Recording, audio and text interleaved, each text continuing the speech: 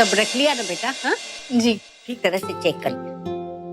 राधिका सिर्फ 3 दिन के लिए दुबई जा रही थी, इतने बड़े बैग की क्या जरूरत है? अपने लिए जरूरत नहीं है पर बच्चों के लिए जरूरी है। मम्मी हमने अपनी लिस्ट तैयार कर ली है। मैं भी। अच्छा लाइए। नहीं मैं पढ़ के सुनाऊंगा। ओके सुनाइए। Video games, toys, super hero dress और गेम। अरे वाह। और आप? Clip, video games, toys, dolls. Mummy मेरा फोन खराब हो गया, नया ले दो ना। अच्छा जी सब ले आऊंगी और आपके लिए मोबाइल भी ले आऊंगी। इधर जल्दी आइए।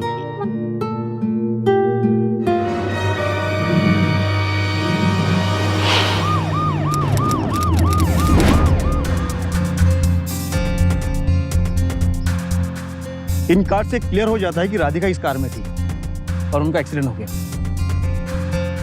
I am sorry mister Sudhir, ये तो क्लियर एक एक्सीडेंट केस है। हमने सारा जंगल छान मारा लेकिन राधिका की लाश हमें कहीं नहीं मिली। और आए दिन यहाँ पर शेर चीते आते रहते हैं, हो सकता है कोई शेर या चीता उठा ले गया हो। इम्पॉसिबल। मतलब ये सर कि राधिका दुबई जा रही थी और एयरपोर्ट के रास्ते से इस हाईवे का रास्ता बिल्कुल उल्टी तरफ है। उसकी गाड़ी का एक्सीडेंट यहाँ कैसे हो सकता है? 5 जुलाई 2012 मुंबई। एक हंसते खेलते परिवार की खुशियां उस वक्त बिखर गईं जब यह खबर मिली कि राधिका की एक एक्सीडेंट में मौत हो गई। होनी अनहोनी को तो कोई नहीं टाल सकता, लेकिन यहाँ मामला थोड़ा अलग था। दरअसल राधिका 3 दिनों के लिए दुबई गई थी, लेकिन उसका एक्सीडेंट हुआ मुंबई पुणे हाईवे पर। सवाल ये उठता है कि राधिका मुंबई पुणे हाईवे पर क्या कर रही थी? क्या ये कोई हादसा था या फिर कोई ऐसी गुत्थी थी जिसने इस भरे पूरे परिवार को अपनी चपेट में ले लिया था?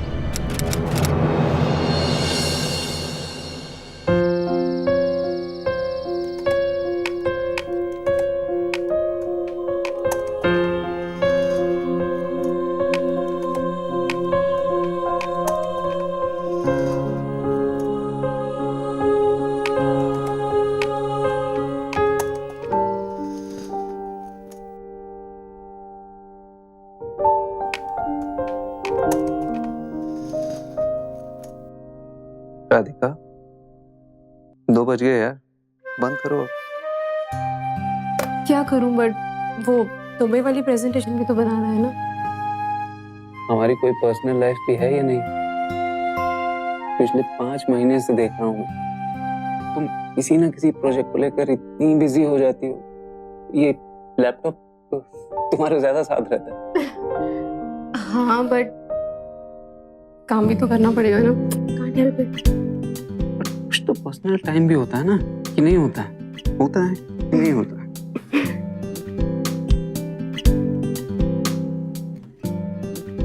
कम से देर सोते हैं। I am really tired. चलो चलो चलो जल्दी जल्दी।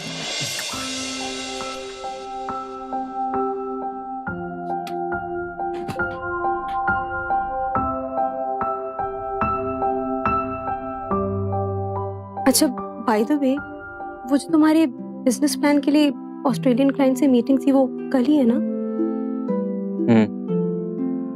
थी,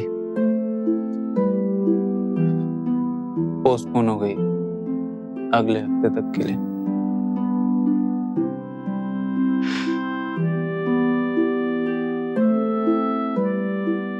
देखो राधिका, पिछले 3 साल से मैं इस प्रोजेक्ट को लेकर पागलों की तरह भाग दौड़ कर रहा हूँ और कुछ हो नहीं पा रहा। और घर चलाने के लिए भी तुम्हें मेहनत करनी पड़ रही है। But I hope you understand. I'm genuinely working very very hard. और इस बार इन्वेस्टर ले आऊंगा। और एक बार ये प्रोजेक्ट शुरू हो गया तो हमें पीछे मुड़कर देखने की जरूरत नहीं पड़ेगी। मैं जानती।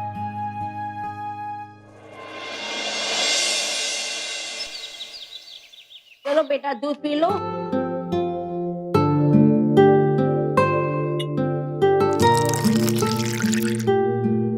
अच्छा सुधीर, मैं आज लेट हो जाऊंगी तो डिनर के लिए मेरा वेट मत करिएगा। आज फिर मैंने सोचा था आज हम लोग कुछ टाइम साथ में स्पेंड कर लेंगे। यार तुम्हारे इस दुबई के प्रोजेक्ट की वजह से पिछले 5 महीने से तुम इतनी बिजी हो कि not got any time together. I know but क्या करूं, वो क्लाइंट के साथ डिनर है, so I just can't avoid that. ठीक है।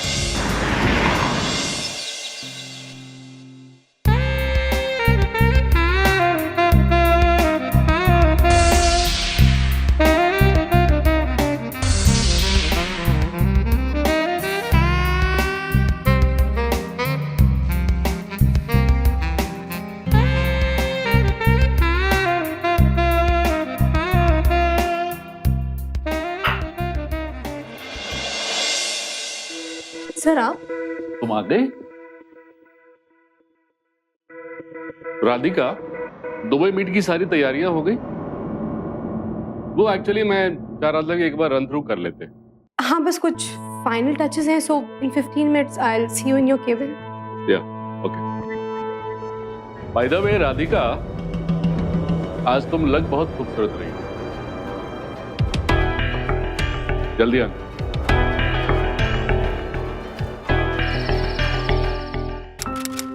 सब रख लिया ना बेटा? हाँ जी। ठीक तरह से चेक कर लिया। राधिका सिर्फ 3 दिन के लिए दुबई जा रही है, इतने बड़े बैग की क्या जरूरत है?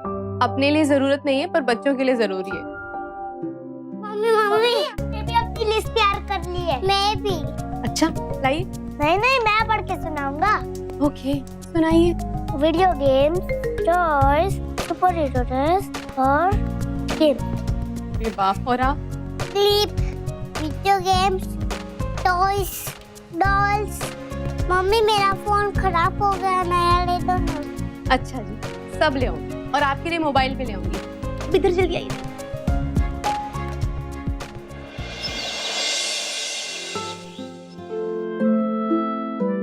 क्या हुआ?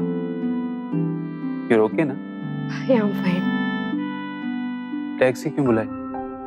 मैं ही तुम्हें छोड़ रहा था ना। इट्स ओके सुधीर, मैं अकेली टैक्सी में जा सकती हूँ।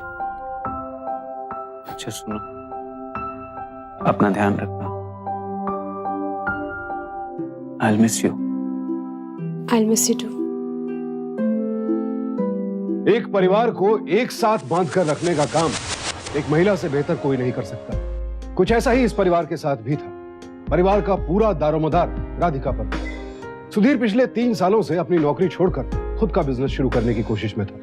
उसकी कोशिश ईमानदार थी, लेकिन हर बार किसी न किसी कारणवश वो असफल हो जाता था। लिहाजा पिछले 3 सालों से घर का पूरा खर्च राधिका ही चला रही थी। लेकिन मुंबई जैसे महंगे शहर में घर के एक सदस्य की कमाई से जीवन निर्वाह करना बेहद मुश्किल काम, और इसीलिए कभी-कभी राधिका से बातचीत करने के बाद सुधीर को लगता था कि वो फिर से नौकरी कर ले। लेकिन नौकरी मिलना इतना आसान भी नहीं। बहरहाल हालात जैसे भी हो, ये परिवार अब भी खुशहाल था। लेकिन हालात को बदलते और परिस्थितियों को कठिन होते कभी भी देर नहीं लगती। मैं आपके घर पे आने वाला था आज। राधिका जी कहाँ है आजकल? सर यही पूछने तो मैं आपके पास आया हूँ। मैं अभी एयरपोर्ट से वापस आ रहा हूँ और राधिका दुबई की फ्लाइट से लौटी नहीं। दुबई? क्या बात कर रहे हैं आप? जब वो दुबई गई ही नहीं तो वहां से वापस कैसे लौटेगी? क्या सर ये क्या कह रहे हैं आप? मिस्टर शर्मा, मैं कल ही दुबई से लौटा। राधिका वहां पहुंची ही नहीं। इनफैक्ट इमरजेंसी में मुझे खुद प्रेजेंटेशन देना पड़ गया। यकीन नहीं आ रहा कि राधिका इतनी गैर जिम्मेदार कैसे हो सकती है। ऐसा कैसे हो सकता है? राधिका दुबई नहीं पहुंची है, ये बात सुनकर सुधीर बेचैन था। अब वो ये सोच कर परेशान था कि 3 दिनों से राधिका कहां होगी, किस हाल में होगी। उसने अपने दोस्तों और रिश्तेदारों के घर फोन कर राधिका के बारे में पूछा। समय निकलता जा रहा था और राधिका की कोई खबर नहीं मिल रही थी। आखिरकार सुधीर ने दोस्तों के मशवरे पर राधिका का पता लगाने के लिए पुलिस की मदद लेने की सोची। यानी आपके मुताबिक राधिका अराइवल पर आई नहीं, और उनके बॉस विक्रम शर्मा के मुताबिक वो दुबई पहुंची नहीं। इस दौरान कभी आपने राधिका से कांटेक्ट करने की कोशिश नहीं की? मैंने फोन ट्राई किया कई बार, लेकिन स्विच ऑफ आया। पर मैंने ज्यादा चिंता नहीं की, क्योंकि अक्सर जब वो बिजी होती है तो फोन बंद कर देती है। अच्छा मुझे ये बताइए कि आप दोनों में कोई मनमुटाव, झगड़ा वगैरह उनके दुबई जाने से पहले? जी नहीं, बिल्कुल नहीं। लेकिन हैरानी की बात तो यह है कि उसने बच्चों तक को फोन नहीं किया। ठीक है, उनकी किसी से दुश्मनी? नहीं। हम अपनी इन्वेस्टिगेशन शुरू करते हैं, और हाँ, अगर आपको फिरौती के लिए कोई भी फोन आए फिरौती? तो तुरंत हमें खबर कर दे। क्योंकि ये किडनैपिंग का केस भी हो सकता है। किडनैपिंग?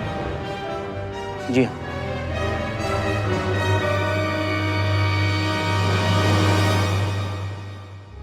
हाँ मिस्टर सुधीर, एक कार मिली है खाई में गिरी हुई और उसमें कुछ एविडेंस मिले हैं जो राधिका के हैं। क्या आप आ सकते हो उसकी शिनाख्त के लिए? जी सर, मैं आ रहा हूँ।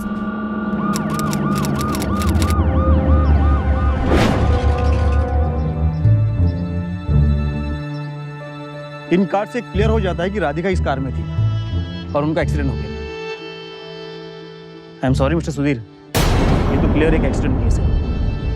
हमने सारा जंगल छान मारा लेकिन राधिका की लाश हमें कहीं नहीं मिली। और आए दिन यहाँ पर शेर चीते आते रहते हैं। हो सकता है कोई शेर या चीता उठा ले गया हो। इम्पॉसिबल। मतलब ये सर कि राधिका दुबई जा रही है और एयरपोर्ट के रास्ते से इस हाईवे का रास्ता बिल्कुल उल्टी तरफ है। उसकी गाड़ी का एक्सीडेंट यहाँ कैसे हो सकता है? इस गाड़ी के बारे में कुछ पता चला आपको? सर, गाड़ी के बारे में पता चल गया। गिरा ट्रेवल्स के नाम से रजिस्टर्ड है और इसके ड्राइवर का भी पता चल गया है। गुड। साहब, सलीम अहमद मैं ही हूँ, पर मुझे यहाँ क्यों लाया गया साहब? पहले तुम ये बताओ, गाड़ी का एक्सीडेंट हो गया। एक्सीडेंट हो गया? हाँ, गाड़ी खाई में गिर गई और तुम बिना किसी कंप्लेंट के, बिना किसी चोट के घर में आराम से बैठे थे। या अल्लाह, मैं बर्बाद हो गया साहब। मेरी नौकरी चली जाएगी साहब। साहब, गाड़ी की मैंने 7 दिनों की बुकिंग कराई थी साहब। कोई गौतम नाम के साहब ने गाड़ी बुक की थी साहब। पहले दिन तो मैंने गाड़ी ड्राइव की, पर दूसरे दिन उन्होंने मुझे 25,000 रुपये दिए और कहा कि गाड़ी बाकी दिन वही ड्राइव करेंगे। और मुझे कहा कि मैं कोई फिक्र न करूं और मुझे 4-5 दिन बाद गाड़ी सही सलामत मिल जाएगी साहब। बस साहब, मैं उन्हीं पैसों की लालच में आ गया साहब। साहब, बहुत बड़ी गलती हो गई साहब। गाड़ी कौन सी तारीख को दी थी? साहब, 30 तारीख को। उस दिन वो अकेला था या उसके साथ कोई और भी था? साहब, वो अकेला ही था। और इसे गौतम का हुलिया ले लो। Yes sir. मिस्टर सुधीर, आप या राधिका जी किसी गौतम नाम के आदमी को जानते हैं? नहीं सर। ये गौतम जो कोई भी है, उसने गाड़ी रेंट पर ली और उस गाड़ी के ड्राइवर का उसने भरोसा भी जीता।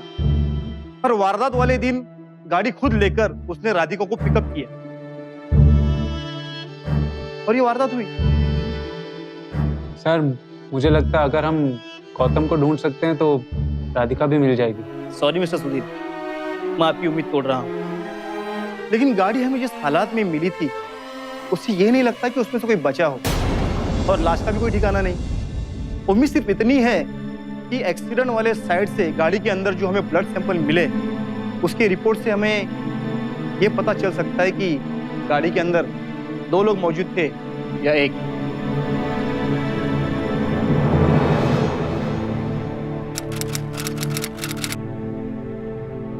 एक्सक्यूज मी, मुझे आप लोगों की कुछ हेल्प चाहिए। प्लीज आप लोग इस स्केच को देखकर मुझे बता सकते हैं कि आपने इसे कहीं देखा है? Please help me.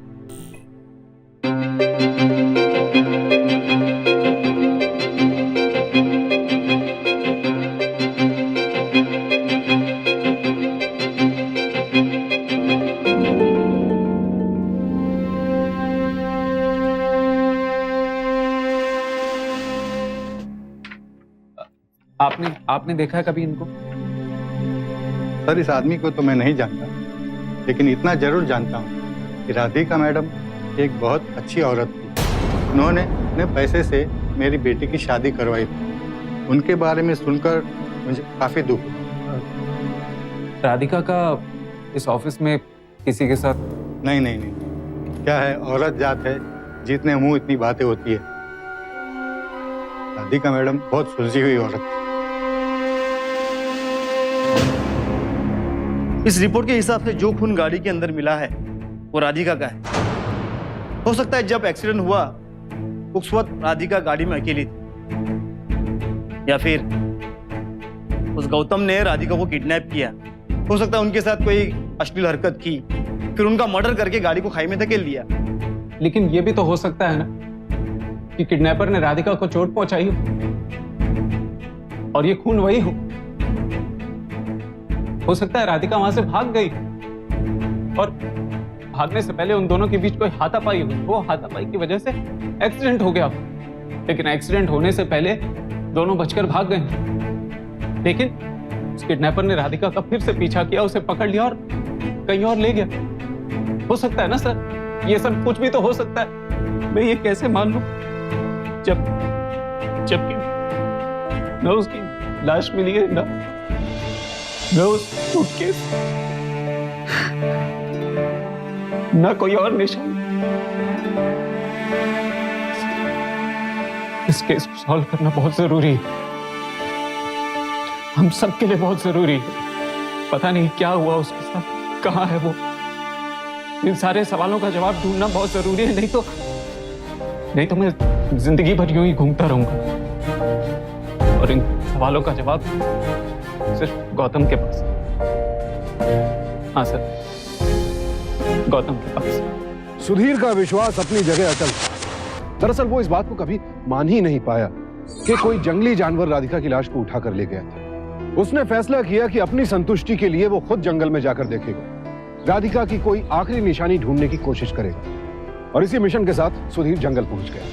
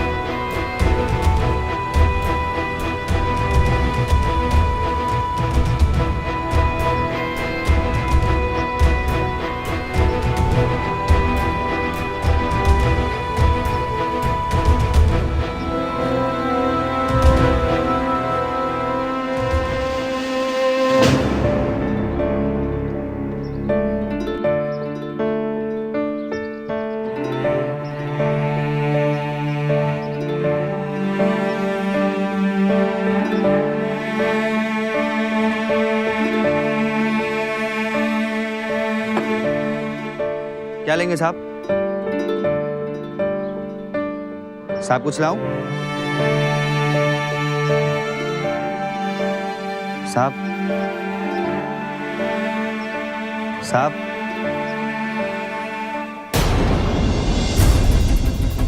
ये मोबाइल कहां से आया तेरे पास? साहब ये फोन मेरा है साहब। मेरा? मेरी बीवी का मोबाइल है, ये कहां से आया तेरे पास? बोल, कहां छुपा के रखा मेरी बीवी को? साहब ये फोन साहब मेरा नहीं है साहब, मैं तो जंगल की तरफ गया था जब कार का एक्सीडेंट देखा साहब। निकाल इसको। पुलिस को भी मैंने फोन किया साहब, और जब ऊपर की तरफ आ रहा था तब ये मुझे झाड़ में पड़ा हुआ मिला साहब। साहब बस मुझे कुछ नहीं पता साहब। वहाँ कोई लाश मिली थी तुझे? नहीं साहब, वहाँ पे कोई लाश नहीं मिली, और ना ही इस फोन के अलावा मैंने कुछ उठाया साहब, कसम से साहब। साहब आप ये फोन ले लो साहब, मुझे छोड़ दो साहब, मुझे कुछ नहीं पता साहब। साहब मुझे एक्सीडेंट के बारे में कुछ नहीं पता साहब। साहब राधिका का मोबाइल मिलने से सुधीर के मन में एक उम्मीद जागी। उसे लगा कि अब इस फोन पर किए आखिरी कॉल्स या मैसेजेस से उसे राधिका का कुछ तो पता चल जाएगा। लेकिन उसकी ये उम्मीद भी टूट गई क्योंकि राधिका के मोबाइल का पूरा डेटा डिलीट हो चुका था। तभी सुधीर को एक और विचार आया। उसने राधिका के ईमेल अकाउंट और सोशल नेटवर्क साइट्स का पासवर्ड क्रैक करवाने की सोची कि कहीं उन पर आए मैसेजेस और मेल से राधिका की कुछ इंफॉर्मेशन मिल सके।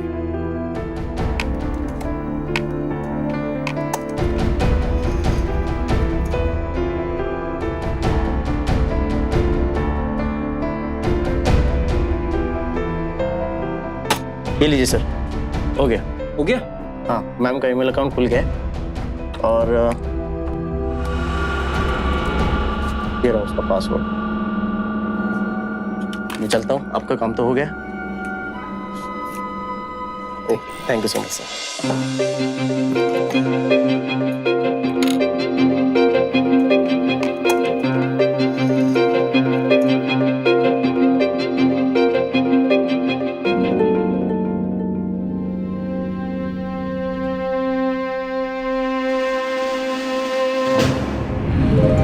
सर 2 तारीख को राधिका का क्रेडिट कार्ड यूज हुआ, 5,000 रुपए का ट्रांजैक्शन। पूना हाईवे के किसी पेट्रोल पंप पर किया गया ये ट्रांजैक्शन। आप मुझे बताइए ऐसे कैसे हो सकता है? अगर 30 तारीख को एक्सीडेंट हो गया तो 2 तारीख को ट्रांजैक्शन कैसे हो सकता है सर? इसका मतलब है कि राधिका जिंदा है। इसका मतलब ये क्रेडिट कार्ड उस गौतम के पास है। अब तो ये गौतम जल्दी हमारे पकड़ में होगा और वही हमें कुछ बता सकता है। वारदात के 2 दिन बाद राधिका के क्रेडिट कार्ड का इस्तेमाल किया गया। इससे 3 संभावनाएं बनती थी। पहली ये कि शायद राधिका ने खुद ही अपने क्रेडिट कार्ड का इस्तेमाल किया। दूसरी, राधिका उस गौतम के कब्जे में थी और गौतम ने जबरन उसके क्रेडिट कार्ड का इस्तेमाल किया। और तीसरी, शायद गौतम ने राधिका की हत्या कर दी थी और उसके पास से मिले सामान में राधिका का क्रेडिट कार्ड भी था जिसे अब वो इस्तेमाल कर रहा था। लेकिन इन संभावनाओं के अलावा भी कई सवाल थे जो सुधीर के मन में घूम रहे थे। पहला यह कि अगर राधिका को अगवा किया गया था तो गौतम ने अब तक उससे फिरौती की मांग क्यों नहीं की थी, और अगर राधिका जीवित थी तो वो सुधीर से बात करने की कोशिश क्यों नहीं कर रही थी। सवाल पर सवाल, पहली उलझती जा रही थी। लेकिन इस सब के बीच एकमात्र सकारात्मक बात यह थी कि सुधीर का विश्वास अब और भी प्रबल हो गया। उसके दिल में बार बार यही बात उठ रही थी कि हो ना हो राधिका जीवित है।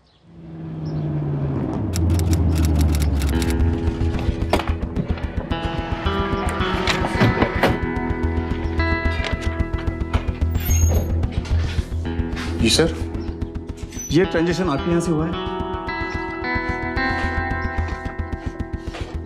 जी हाँ सर, ये ट्रांजैक्शन तो हमारी दुकान का है। कैमरा चालू है? जी हाँ। हमें फुटेज देखना है 2 तारीख का। बिल्कुल सर, 1 मिनट सर।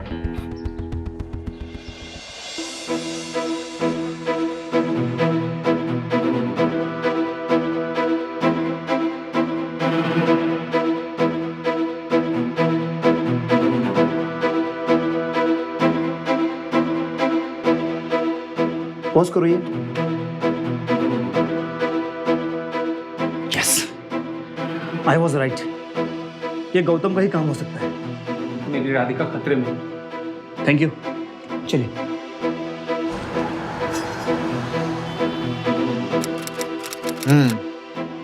अभी तक तो इस नाम और शक्ल वाला आदमी कहीं भी नहीं मिला। वाघमारे, तुम्हें क्या लगता है कि ये आदमी पुणे में ही होगा?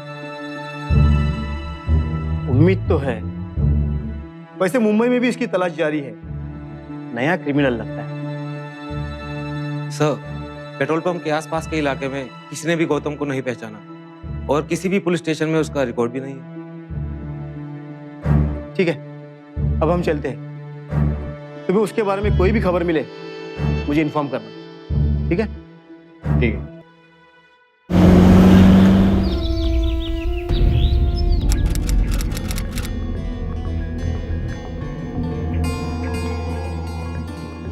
राधिका की सारी फ्रेंड लिस्ट चेक कर ली, किसी की भी शक्ल इस गौतम से नहीं मिलती। बस ये 5 लोग हैं जिनकी प्रोफाइल में इनकी फोटोग्राफ नहीं है। जयती पंड्या, ज्योति गिल, मोहम्मद शमीम।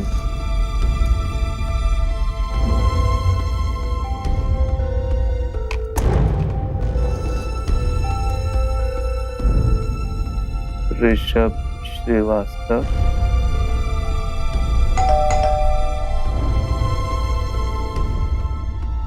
यासीन,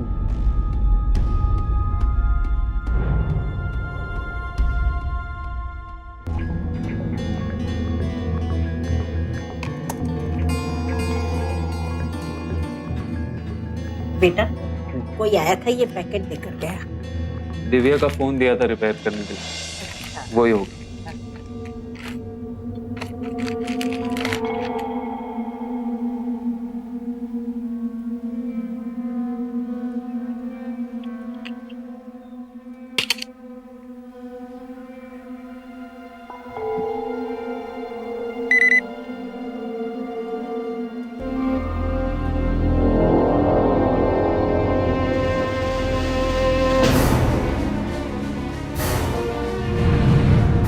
सर ये 3 जुलाई का मैसेज है सर, एक्सीडेंट के बाद।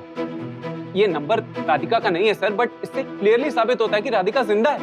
उसे उस गौतम ने किडनैप कर रखा है और जैसे ही उसे मौका मिला उसने दिव्या को मैसेज किया। हम तक मैसेज पहुंच नहीं पाया, but please sir, I think she is alive. आप इसके डिटेल्स निकालिए सर प्लीज।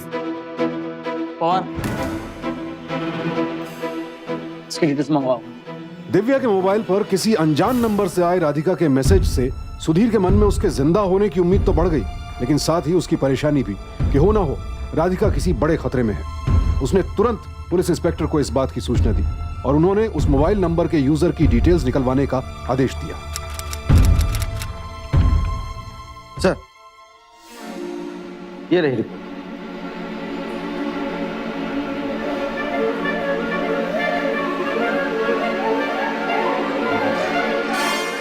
किसी ऋषभ श्रीवास्तव के नाम पे रजिस्टर्ड है।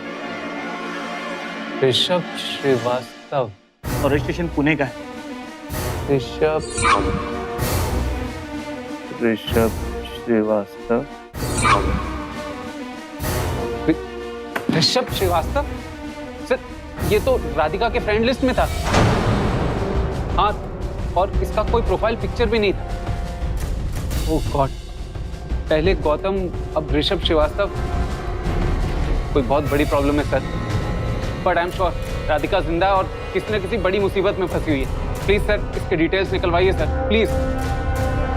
और मोबाइल कंपनी से ऋषभ के डॉक्यूमेंट्स मंगवाओ, इसी बेसिस पर उसे सिम कार्ड इशू किया गया होगा। डॉक्यूमेंट में उसकी फोटो आइडेंटिटी होगी तो सब कुछ क्लियर हो जाएगा। ये देखिए सर, ये देखिए इन फोटोग्राफ्स को। मुझे पहले से ही शक था कि गौतम और ऋषभ एक ही आदमी है। मुझे लगता है कि कोई बड़ा कांड करने वाला है सर। राधिका की जान को खतरा है, प्लीज जल्दी कुछ कीजिए। इसके नए नंबर से हमने इसके एड्रेस को टैप कर लिया है।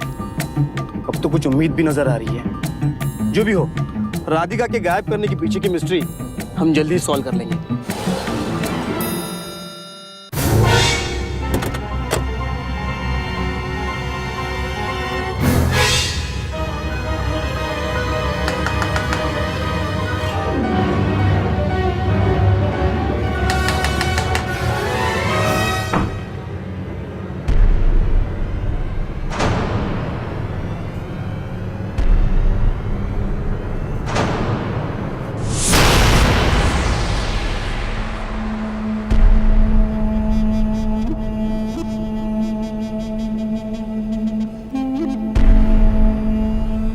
कौन है डार्लिंग?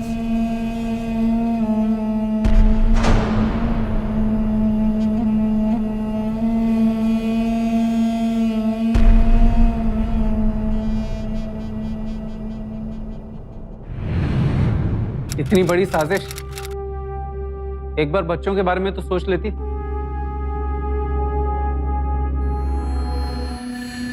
ऊब चुकी थी मैं सुधीर, तुमसे और तुम्हारे उस बकवास बिजनेस प्लान के ड्रीम से। रोज रोज काम कर करके और घर पे बच्चे संभाल क्या था हमारी लाइफ में? एक छुट्टी थी, इतनी सेविंग्स थी कि हम एक भी फेस्टिवल अच्छे से सेलिब्रेट कर पाए। एक खर्चा खत्म नहीं होता था और दूसरा सामने खड़ा होता।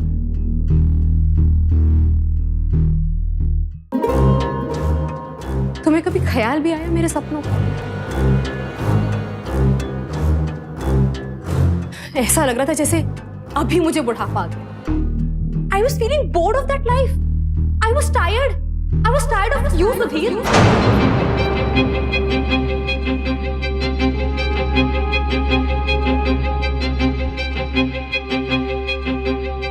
हम इस बारे में बात कर सकते थे राधिका। जब मुझे तुम्हारे साथ रहना ही नहीं था तो बात करके करती क्या? I needed real love. कोई ऐसा चाहिए था मुझे जो मेरा ख्याल रखे, जो मुझे फिर से यंग फील कर।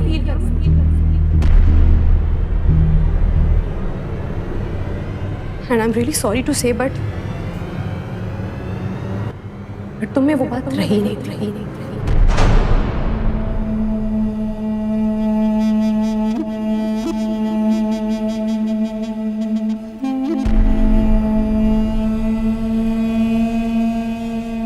कब से चल रहा था ये सब?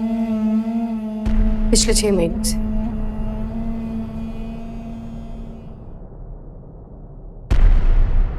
हम एक सोशल नेटवर्किंग साइट पे मिले थे। पहले we were just friends, but gradually we started dating each other. Rishabh ने मुझे वो सब कुछ दिया जो मैं चाहती हूँ।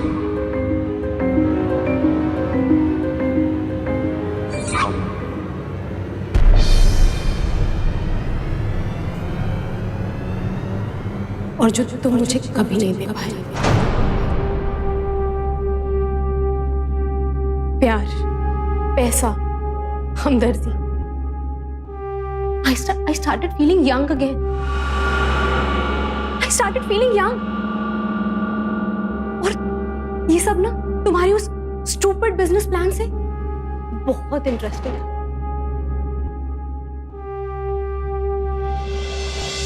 हम सारी रात चैट करते हैं और फिर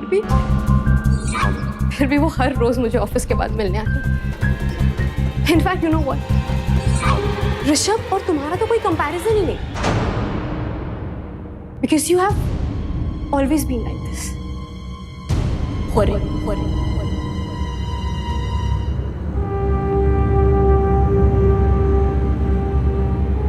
धीरे धीरे हम दोनों एक दूसरे के साथ ज्यादा टाइम स्पेंड करने लगे। एंड देन वी रियलाइज्ड कि हमें इस रिलेशनशिप को आगे ले जाना चाहिए। और तभी हमने डिसाइड किया कि हम घर छोड़कर भाग जाएंगे। अगर मुझे बच्चों का ख्याल नहीं आता तो मैं कभी ये फेक एक्सीडेंटल डेथ प्लान ही नहीं करती।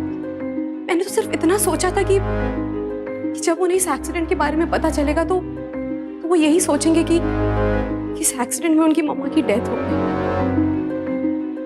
और इसी सोच में वो पूरी जिंदगी निकाल दी। पर तुम तो दुबई गई थी।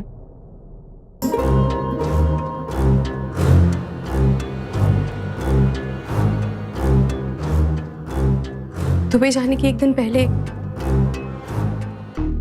ऋषभ ने गौतम के नाम से एक कार बुक की थी। हमने ड्राइवर को भी इस प्लान में इन्वॉल्व कर लिया। बहुत सोच समझकर हमने एक ऐसा स्पॉट डिसाइड किया जहां जंगली जानवरों का खतरा हो। फिर वो सारी चीजें, क्रेडिट कार्ड, डेबिट कार्ड, और इसके बाद हमने उस कार को खाई में धकेल दिया।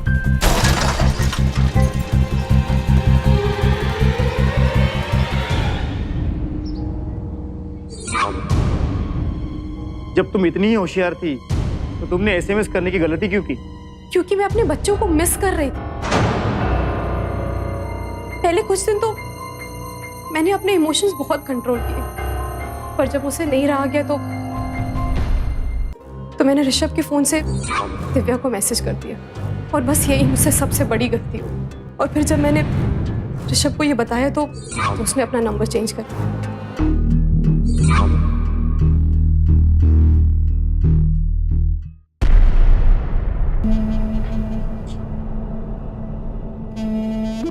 I wish you were dead. पति पत्नी का रिश्ता प्यार का, विश्वास का, साथ का एक अटूट रिश्ता माना जाता है। एक ऐसा रिश्ता जिसके सहारे इंसान अपनी पूरी जिंदगी बिताना चाहता है, लेकिन जब वो सहारा ही धोखा दे जाए तो इंसान का जीवन बिखर जाता है। कुछ ऐसा ही सुधीर के साथ हुआ।